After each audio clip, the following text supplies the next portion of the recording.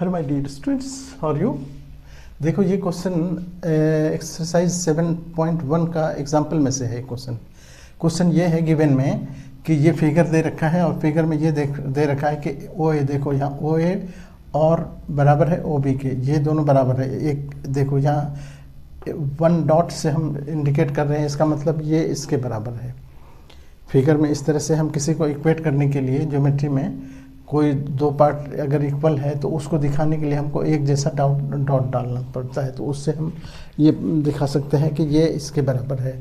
दे रखा है यहाँ ओ ए बराबर ओ बी के और दूसरा दे रखा है कि ओ डी बराबर है ओ सी के। देखो डबल डॉट है, डबल डॉट, तो ये ओ डी और ओ सी बराबर है, ये गिवन है। और हमसे क्वेश्चन कह रहा है कि ये प्रूव करो कि ये दोनों ट्रायंगल कॉन्ग्रेंट है आपस में। तो कॉन्ग्रेंसी को प्रूव करने के लिए देखो ज्योमेट्री में बच्चे शुरू से अगर थोड़ा सा ध्यान दे तो ज्योमेट्री में उसको बहुत आसानी होगी। और वही चीज़ जो बेसिक चीज़ को जो नहीं समझते हैं जो बच्चे, उसके लिए ज्योमेट्री धीरे धीरे बहुत ही टफ हो जाता है और उसको ज्योमेट्री से डरने लगने लगता है। हालांकि ज्योमेट्री बहुत ही इंटरेस्टिंग चीज़ है और बहुत ही आसान भी। आप जानते हो कि दो ट्रायंगल को कॉन्ग्रेंट प्रूफ करने के लिए 4-5 रूल हैं। 5 रूल एटलीस्ट हम लोग डिस्कस कर चुके हैं, जिसमें आप जानते हो कि एस एस होता है, एस ए होता है, आर एच एस होता है, एस एस एस होता है और एक ए एस होता है। ये 4 रूल हैं जिसको कहते हैं कॉन्ग्रेंसी कंडीशन या क्राइटेरिया कंडीशन। इसमें से कोई रूल इसमें फॉलो करता है तो हम कह सकते हैं कि ये दोनों ट्रायंगल कॉन्ग्रेंट है। कॉन्ग्रेंट का मतलब होता है एकदम ट्विन, जस्ट एक जैसा, बिल्कुल जैसे तरह तुम अगर ये कहो कि एक दूसरे का कॉपी है, ये है कॉन्ग्रेंसी। तो इस तीनों चारों पांचों में से कोई भी रूल इसमें अगर अप्लाई हो रहा है तो कहेंगे हम कॉन्ग्रेंट है। यही हमारा बेसिक ये है मोटो होता है इसमें। तो अब हम यहाँ पर देखो कि क्या करेंगे। इसमें सबसे पहली बात तो हम प्रूफ में इस तरह से लिखेंगे कि सिंस इन ट्रायंगल, जो तुमसे कह रहा है वो ट्रायंगल को पहले टारगेट करो। ए ओ, देखो ए ओ डी कहा है, तो in triangle A O D and यहाँ ट्रायंगल, देखो यहाँ क्या लिखा है ए ओ डी और इधर से B O D, B O C, यहाँ तो बी ओ सी, इस तरह से इस दोनों में क्या क्या है इक्वल वो हम देख रहे हैं। अब पहला तो ये दे रखा है कि ओ ए, इधर से ओ ए है, ओ ए ये इधर से ओ बी के बराबर है। ये भी क्यों है ऐसा, तो यहाँ लिख देंगे कि ये बात गिवन है। हर स्टेप में आपको उसका रीजन देना होता है।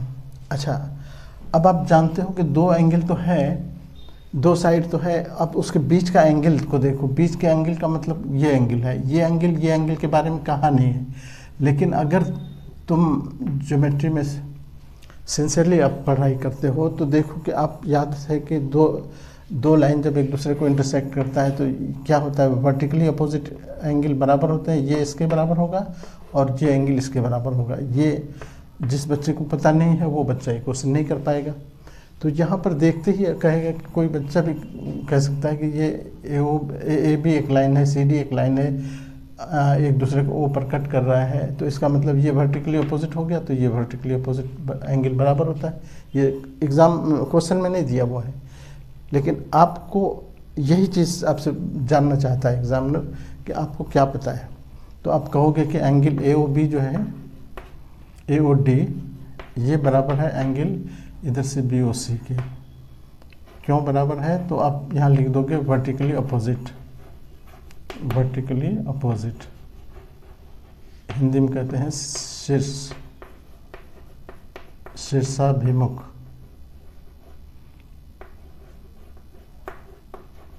कोण। और दूसरा इसके बाद देखो साइड हो गया, एंगल हो गया, और दूसरा साइड देखो यहाँ दे रखा है ओडी, ओडी बराबर किसके, उसी के। तो अब इस ट्रायंगल के देखो, इस ट्रायंगल के ये साइड इसके बराबर, ये साइड इसके बराबर, बीच का एंगल बराबर, जिसी को कहते हैं SAS, है ना। SAS से दोनों कॉन्ग्रेंट हो गया, देयरफॉर लिख देंगे ट्रायंगल AOD, ये कॉन्ग्रेंट, इस तरह से कॉन्ग्रेंट का सिंबल होता है BOC, ट्रायंगल BOC। और ये प्रूव हो गया। क्यों प्रूव हो गया? तो यहाँ पर लिखना पड़ेगा SAS कॉन्ग्रेंसी, कॉन्ग्रेंसी, कॉन्ग लिख दो तो चल जाएगा। इसको सर्वांग समता कहते हैं, SAS सर्वांग समता। अब जब दो ट्रायंगल, ये हमारा एक प्रूफ हो गया, हमारा एक पार्ट हो गया यहाँ पर प्रूफ्ड। अब CPCT तुम जानते हो कि जब दो ट्रायंगल कॉन्ग्रेंट हो जाते हैं तो उसके कॉरस्पॉन्डिंग साइड्स बराबर होते हैं। तो कॉरस्पॉन्डिंग साइड्स भी बराबर होते हैं, कॉरस्पॉन्डिंग एंगल्स भी बराबर होते हैं। तो इसका मतलब हो गया कि ये एंगल देखो यहाँ पर OAD, देयरफॉर अब लिखेंगे इसके आगे, अब सिंस ट्रायंगल AO, अभी प्रूफ किया AOD बराबर कॉन्ग्रेंट है किसके, ट्रायंगल BOC के। यहाँ पर दूसरा पार्ट इसका कर रहे हैं। तो एंगल ये एंगल जो होगा एंगल देखो यहाँ पर, इसको हम कह सकते हैं DAO, या इसको OAD भी कह सकते हो, OAD ये एंगल बराबर होगा किसके, एंगल OBC के, एंगल OBC। और हम इसको लिख सकते हैं, और O से ना कह के इसको अगर हम BAD कहें, BAD, और एंगल BAD ये बराबर होगा किसके, यहाँ से O से ना कह के हम यहाँ से AOC के, है ना। ये O इसी का पार्ट है, इसीलिए हम OA ना कह के BA कह देंगे। तो BAD यानी BAD, और इधर से ABD दोनों बराबर हम कह रहे हैं। तो ये तो अल्टरनेट इंटीरियर एंगल हो गया। दो लाइन